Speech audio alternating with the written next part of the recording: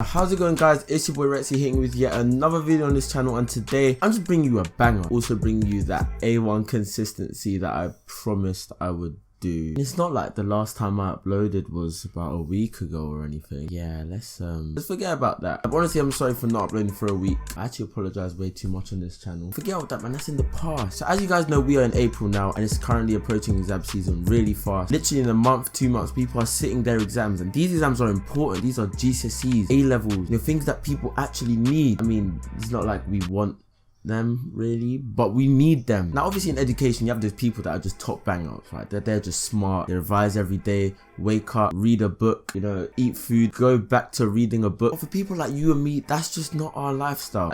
We don't function like that. I'm sorry, but it just doesn't work. You need to sit down at a desk for 4 hours, 3 to 4 hours. I'm sorry, but I just can't do it. Now sometimes you might think that all hope is lost. You might think that, okay, bun it, I'm gonna fail this exam, I don't know what I'm doing, I can't revise, I hate it. There are just a few simple things that you have to do to pass these exams with literally little to no strain, stress, pain. Like you can make it so easy for yourself and get the grades that you really need and the grades you might want. I'm going to be giving you 5 tips on how to pass your GCSEs or A levels with 1 month's revision.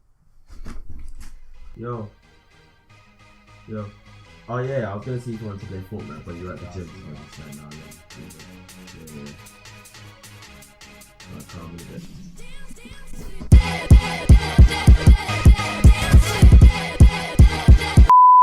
So you might be wondering, who's this guy to talk? What is he talking about? I've seen your GCSE video. You got some pretty decent grades. You want to know what I got? 1 A star, an A, 7 Bs and 1 C, and that was all from 1 month's revision. Oh, sorry. Oh, I'm sorry, don't hurt me, sorry. If you just follow the tips that I'm about to give you now, you can get that, or even better like that. But what I got, I'm happy with it because I was able to do the A levels that I wanted to do. I passed everything, and if you follow these tips, then you can too. Oh my days, I'm so cringe. So the first tip you want to follow, no matter what exams they may be, no matter whether they're GCSEs, they're A levels, they could even be your SAT, you want to make sure that you have some kind of schedule. This will keep you from imbalancing your revision. And what do I mean by that? Basically, you can find yourself revising a lot of math, English, RE if you do RE, geography if you do geography, but then you could find yourself revising no science at all. But because you're putting in so many hours on all those subjects, you think that you're doing fine. So here's you thinking you're doing all fine, you walk into the exam like everything's calm, looking at your mates, you're all in your little study circle standing around cramming through your notes, but you're thinking you're fine. You don't join them because you think you've got it all in your mind. You sit at the desk, open the paper, and yeah, not that great, is it? But you just want to make sure you have a schedule. It really just keeps things organized. It keeps you motivated because you know that you're making steps towards your grade efficiently. It also stops you from revising for too long or too little. You just have it all planned out. So why not just take 5-10 minutes, split up all your subjects and put them into a schedule? Trust me, you don't know how much that helps me, and it would really help you as well, especially with 1 month to revise. So by picking the right books, you want to make sure that you get the right exam board. You want to make sure you get the right, obviously, subject. I mean, you're gonna know if you want to revise for science but you're reading Chinese. Just make sure you get the right subject, exam board, year group, all that stuff, because believe it or not, I made the mistake of getting the wrong one. I revised a whole bunch of science, went on to the past papers. Turns out I was revising for the foundation, which is odd because I was doing higher. And yeah, that was just a whole waste of like 2 weeks, and I had to catch up again with the higher paper, and it was just all long, and you don't want to put yourself through that stress. So make sure you get the right books. Now if there's a book that I would recommend, especially for GCSE, because it's a lot easier, it's called CGP. It's basically a company that makes books for revision, and it makes it for a lot of different examples and subjects. They just break everything down, because you know when you have those textbooks that are like this thick and you just don't really want to read through it all, get CGP. They literally have everything that you need to know in it. They're really thin, probably sometimes even half as thick as the normal books, and aside from the part that there's always like the odd dead joke at the bottom of the page, it really helps a lot. It's quick, it's efficient, it's colorful. You can really just, that vibe to the book.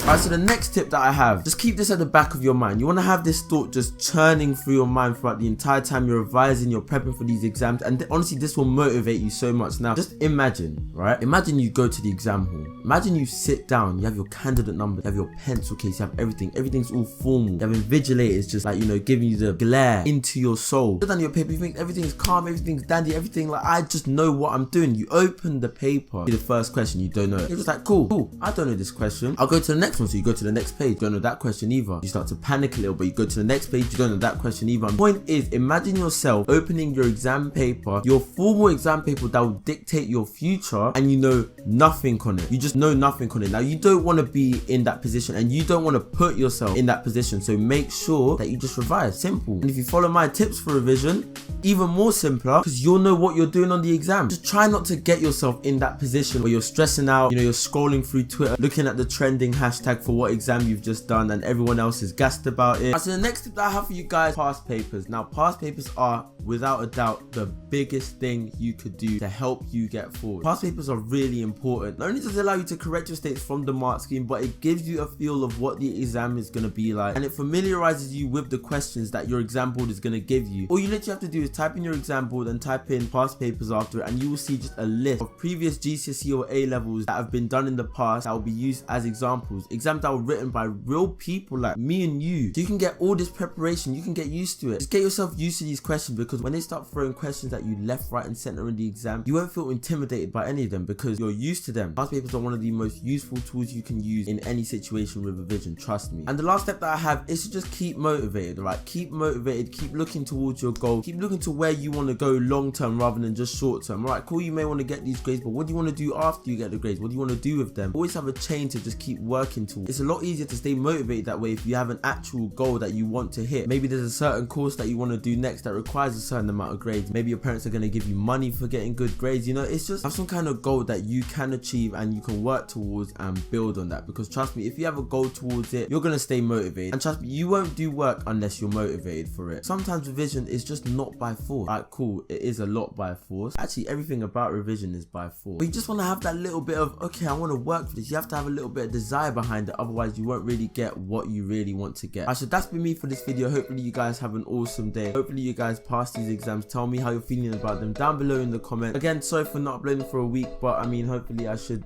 I'm not even gonna promise anything else. Again, be sure to just drop a like down below. Let's go for 30 likes in this video. If you can hit that, that'll be absolutely insane. Comment down if this is the first time you see my face on the screen. Be sure to subscribe to this channel. We are on the way to 1,000 subscribers, and I really want to hit that by my birthday, which is in July, and I'm pretty sure we can do it. So let's just keep going for it. But yeah, it's been your boy Rexy. Hoping you are having an awesome day, and I'm out.